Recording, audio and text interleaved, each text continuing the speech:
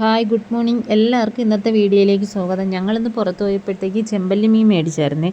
അപ്പോൾ അതുകൊണ്ടുവന്ന് ഞങ്ങൾ ചട്ടിയിലേക്ക് ഇട്ടപ്പോഴത്തേക്ക് വളരെ കളർഫുള്ളായിട്ട് തോന്നി. അങ്ങനെ ഞാൻ കരുതി ഒന്ന് വീഡിയോ എടുത്ത് വെച്ചാലോ എന്ന് കരുതി വീഡിയോ എടുത്തതാണ്.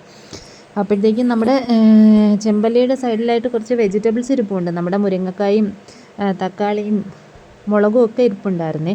അതെല്ലാം തന്നെ ഞാനൊന്ന് വാഷ് ചെയ്ത് കട്ട് ചെയ്ത് ചട്ടിയിലേക്ക് ആക്കി കൊടുത്തിട്ടുണ്ട്. ഇനി അടുത്തതായിട്ട് നമുക്ക് മീനൊന്ന് ക്ലീൻ ചെയ്ത് ചട്ടിയിലേക്ക് വെച്ച് കൊടുക്കുന്നുണ്ട് കേട്ടോ.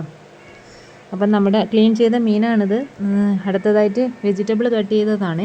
പിന്നെ നമുക്കൊരു നാളികേരം എടുത്ത് അത് ചിരകിയിട്ടുണ്ട്. അത് ചിരകി നല്ല രീതിയിൽ സ്പൈസസ് ഒക്കെ ചേർത്ത് അടിച്ചെടുത്തിട്ടുണ്ട് കേട്ടോ. അതിലേക്ക് കുറച്ച് ഉപ്പും കൂടെ ചേർത്ത് കലക്കി അടുപ്പത്തേക്ക് വെച്ച് കൊടുക്കാം. നമ്മുടെ ഈ കറി തിളച്ചതിന് ശേഷം മാത്രമേ നമ്മുടെ ചെമ്പല്ലിയുടെ കഷ്ണങ്ങൾ ഇട്ട് കൊടുക്കാവുള്ളൂ. നമ്മുടെ ചെമ്പല്ലിയുടെ കഷ്ണങ്ങളെല്ലാം സോഫ്റ്റ് സ്കിന്നാണ്. അതുകൊണ്ട് പെട്ടെന്ന് പൊടിഞ്ഞു പോകാനുള്ള സാധ്യതയുണ്ട് കേട്ടോ. ചെമ്പല്ലിയുടെ കഷ്ണങ്ങൾ ഓരോന്നോരോന്നായി ഇട്ട് കൊടുക്കുന്നുണ്ട് അരപ്പിലേക്ക്.